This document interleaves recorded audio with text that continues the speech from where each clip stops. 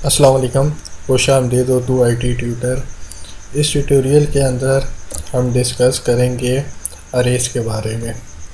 Arrays को discuss करने से पहले जिस तरह हमने वेरिएबल्स के बारे में पढ़ा था कि वेरिएबल एक वैल्यू को होल्ड करता है, तो इसी तरह अरे जो होती है वो बेसिकली एक से ज़्यादा वैल्यूज़ को होल्ड कर सकती है। अरेज भी एक स्टोरेज होती है जो कि एक से ज़्यादा वैल्यूज़ को स्टोर कर सकती है। तो इसका सिंटैक्स क्या होता है? सबसे पहले हम इंटीजर टाइप की एक अरे को डिक्लेयर करते हैं। इसका सिंटैक्स ये है कि इंट ब्रैकेट्स अरे का नाम यहाँ पर नंबर रख ले इक्वल टू न्यू कीवर्ड, दोबारा से इंट और फिर ब्रैकेट्स, और ब्रैकेट्स के अंदर आप रेंज बताते हैं कि मतलब कि इस अरे के अंदर कितनी वैल्यूज़ आप रखना चाहते हैं। फर्ज करें यहाँ पर 3 लिख देते हैं कि मैं इसके अंदर 3 वैल्यूज़ रखना चाहता हूँ।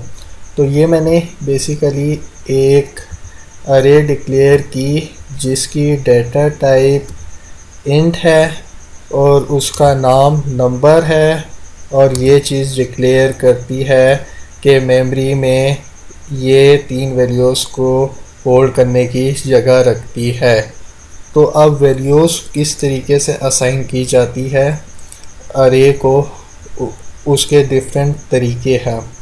एक तरीका तो ये है कि आप अरे का नाम लिखें और फिर ब्रैकेट्स, और इन ब्रैकेट्स के अंदर आप 0 लिखें इक्वल टू आप यहाँ पर वैल्यू दे दें। फर्ज करें यहाँ पर मैं 10 वैल्यू दे देता हूँ। ये 0 क्यों लिखा है ये मैं भी आपको आगे चल के बताता हूँ। इस पूरी को आप कॉपी करें, अगली लाइन में पेस्ट करें, इस 0 की जगह 1 दे दे और इसको कोई भी वैल्यू 30 दे दे फर्ज करें। अगली लाइन में दोबारा से इस लाइन को पेस्ट करें और यहाँ पर 2 लिखे और इसे कोई वैल्यू दे दे। बेसिकली क्या होता है कि ये हमने अरे को वैल्यूज़ इनिशियलाइज कर दी। अब हमने जैसे कि आपको बताया कि अरे एक से ज़्यादा वैल्यूज़ को होल्ड कर सकती है, तो हमें ये किस तरीके से पता चलेगा कि कौन सी वैल्यू किस पोजीशन के ऊपर है? तो इस चीज़ के लिए हम इंडेक्सिंग यूज़ करते हैं, और अरे की इंडेक्सिंग जो होती है वो 0 से शुरू होती है, इसलिए हमने यहाँ पर 0 लिखा। उसके बाद दूसरी वैल्यू का इंडेक्स हमने 1 लिखा और तीसरी वैल्यू का इंडेक्स हमने 2 लिखा।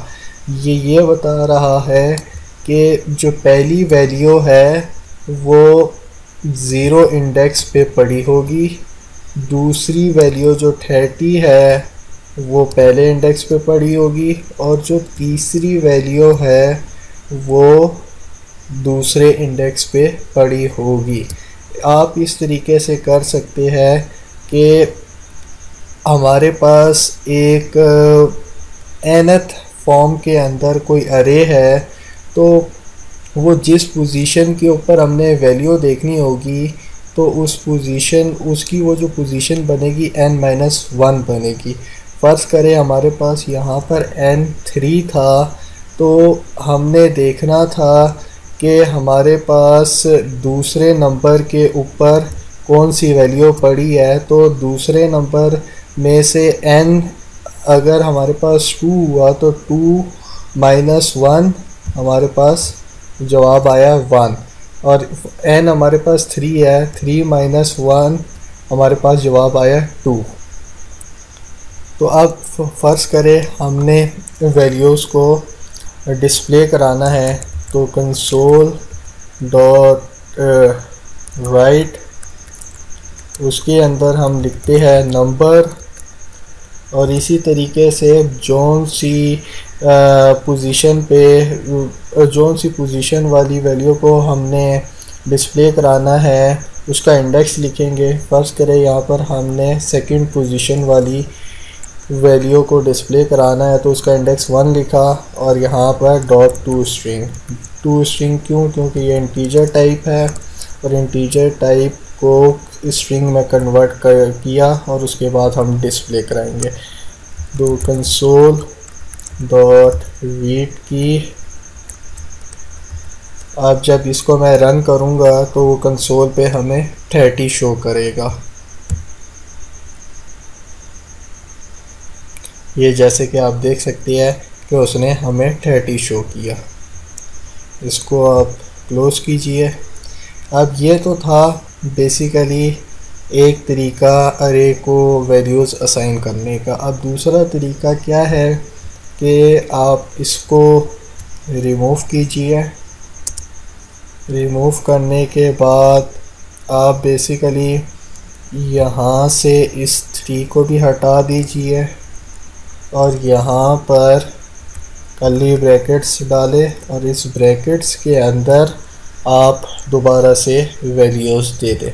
10 कोमा सेपरेटेड होनी चाहिए, 25 और 50। तो ये तरीका बनिस्बत दूसरे तरीके के काफ़ी शॉर्ट है कि आपने जस्ट वैल्यूज़ को डायरेक्टली असाइन कर दिया। अब इसका जवाब भी बेसिकली हमारे पास आएगा 25। हमने दूसरी पोजीशन पे जो वैल्यू पड़ी है उसको डिस्प्ले कराना है, उसका इंडेक्स हमारे पास 1 है, तो इसका जवाब हमारे पास क्या आएगा 25। ये देख सकते हैं हमारे पास इसका जवाब 25 आया। इसको क्लोज करते हैं। अच्छा, तो अब हम देखना चाहते हैं कि इस अरे के अंदर जितनी भी वैल्यूज़ हैं हम उसको डिस्प्ले कराना चाहते हैं, तो वो हम किस तरीके से डिस्प्ले कराएंगे। तो उसको डिस्प्ले कराने के लिए हम बेसिकली फॉर लूप यूज़ करेंगे। फॉर वेरिएबल डिक्लेयर करती है एंड आई इक्वल टू, उसे स्टार्ट 0 से करती है। 0 से इसलिए स्टार्ट करती है कि आपको बताया है कि इंडेक्स जो होता है अरे का वो 0 से स्टार्ट होता है। और लूप को कितनी दफ़ा चलाना है, हमने लूप को चलाना है जितनी अरे की लेंथ है उससे एक दफ़ा कम तक हमने चलाना है। क्योंकि फ़र्ज़ करें हमारे पास यहाँ पर 3 लेंथ की अरे थी, तो हमने उसे अप टू 2 तक चलाना होगा।